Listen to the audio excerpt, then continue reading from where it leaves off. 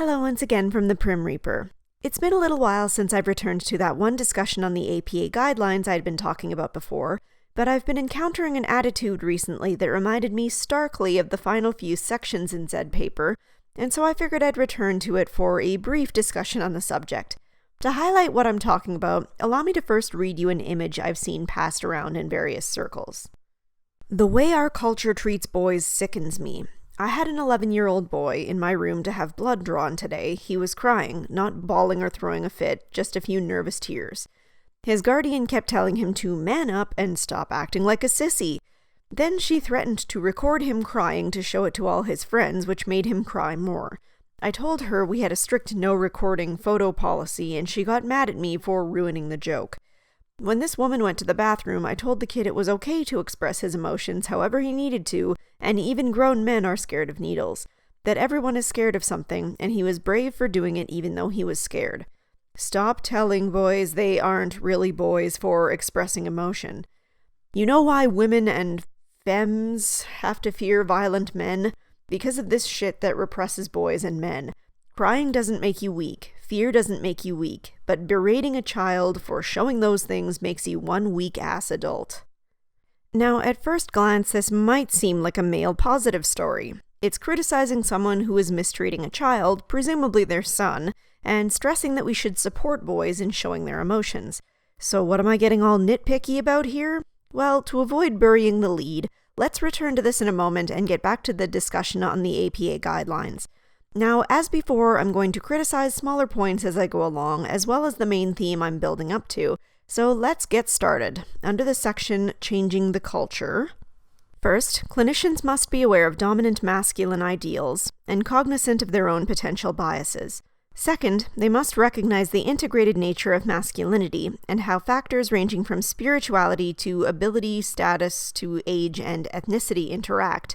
Mental health professionals must also understand how power, privilege, and sexism work both by conferring benefits to men and by trapping them in narrow roles. They should consider how stoicism and a reluctance to admit vulnerability hamstring men in personal relationships, and they should combat these forces in part by encouraging fathers to engage more fully with their children. I gotta say, that first sentence really takes the crown in missing one's own point. Nothing quite like talking about being aware of one's own biases, smack in the middle of an endless ocean of bias. Seriously, not 2 sentences later and we're wading back into fully biased ideological gobbledygook. I've already challenged this idea that power and privilege is somehow both a blessing and a curse for men, so I'll go ahead and pass that one by. But the next sentence is starting to get into what I'm talking about. How stoicism and a reluctance to admit vulnerability hamstring men in personal relationships.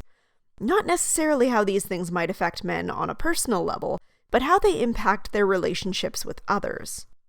You might say I'm being sensitive in picking on that word choice there, but the author of this essay does that kind of thing a lot. Even in the next paragraph, we're not talking about things like men's experiences of depression or pressure to perform in society or things of that nature. Instead, we're talking about how men who drop out of school are more likely to be unemployed, or how we should strive to reduce men's aggression and violence. And the offer of services sensitive to men's needs almost takes a backseat to the drive to fight against homophobia, transphobia, and racial bias in various societal institutions. For goodness sake, this essay is so wrapped up in virtue-signaling hand-wringing that even I'm almost losing track of what it's trying to do. But there is one thing I am noticing. If you think about it, quite ironically, the focus is really not particularly on men's mental health. Let's elaborate further on this by moving on to the last section, Supporting the Positive. It's also important to encourage pro-social aspects of masculinity, says McDermott. In certain circumstances, traits like stoicism and self-sacrifice can be absolutely crucial, he says. The clinician's role, McDermott says, can be to encourage men to discard the harmful ideologies of traditional masculinity, violence, sexism, and find flexibility in the potentially positive aspects, courage, leadership. Now we're starting to get a clearer picture. Traditional masculinity is a problem, and we should do our best to challenge its existence. unless society as a whole can benefit from it. We don't want to take away all of men's masculinity. The parts that build our city infrastructures, work our overtime hours, pay our bills, and fight our wars, those parts we can keep around. I don't want to come across as disingenuous here. I don't want to sound like I'm diminishing the fact that, for many men, self-sacrifice, giving of themselves to help others, is a wonderful way to give oneself a positive sense of identity and to help build up one's own mental health. By all means, this is a wonderful aspect of many men, and of course many women as well, that should be lauded, appreciated, and fostered as much as possible. However, I deeply resent the notion that these are the only acceptable aspects of a man's masculinity worth keeping around because the other parts are problematic in some way. I fail to see how any of that nonsense is supposed to foster a sense of positive identity in the men who seek help. Stoicism, ambition, and all those other aspects of masculinity are bad. Except when they're good. And they're good when you're using them for everyone else. So just do more of that. What do you mean you're still depressed? What more do you want? Personal identity? What are you on about? Don't you know? Your mental health is measured in how much worth you have to others. What's the problem? Herein lies one of the main problems I have with these guidelines. They're not so much focused on men's mental health as they need it as individuals. They're more preoccupied with how they can help men to be of better service to the rest of the world. Let's go back to that original image that I presented before.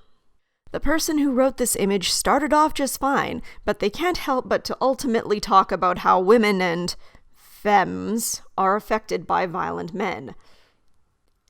In the end, the goal here is not simply to help boys to feel comfortable in expressing their feelings.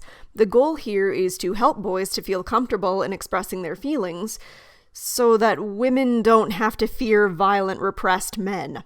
Somehow, the needs of boys and men is not a sufficient cause. We need to bring up how women are affected, too.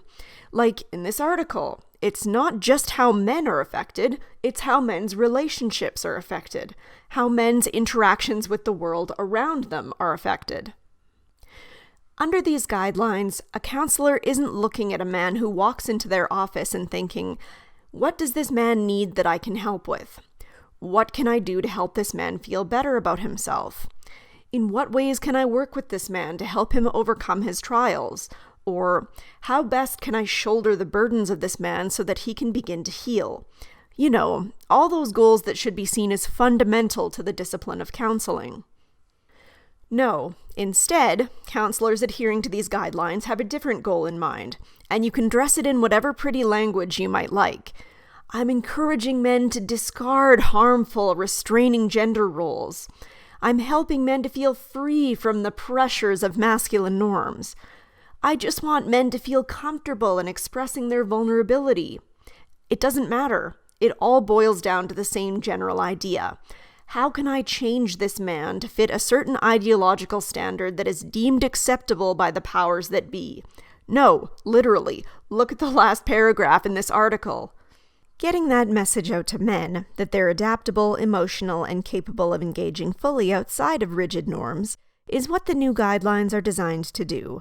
And if psychologists can focus on supporting men in breaking free of masculinity rules that don't help them, the effects could spread beyond just mental health for men, McDermott says.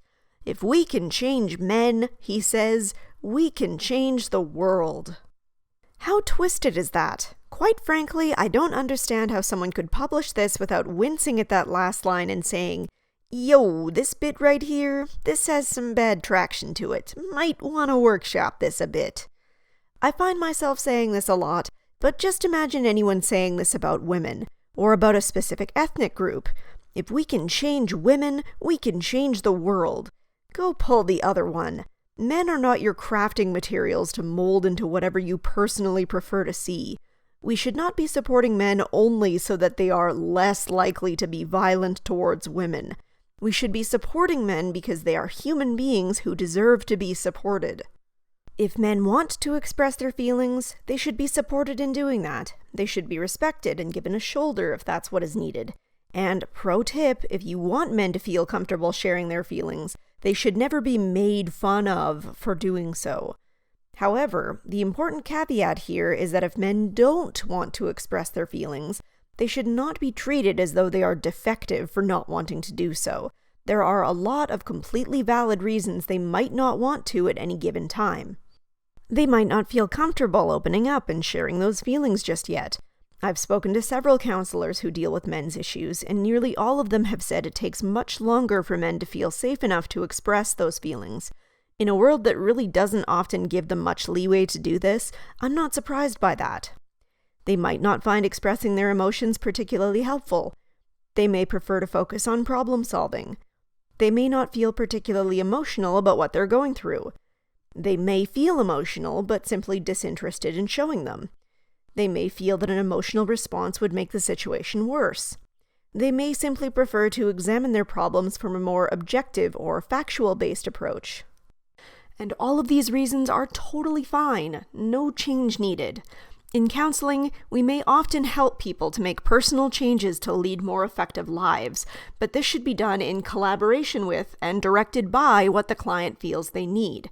The moment that we as counselors start believing that we think we know better about what our clients need than they do, start taking a one-size-fits-all approach, or letting our own personal biases dictate how we treat certain groups of people versus others, the doctrine of psychology is compromised.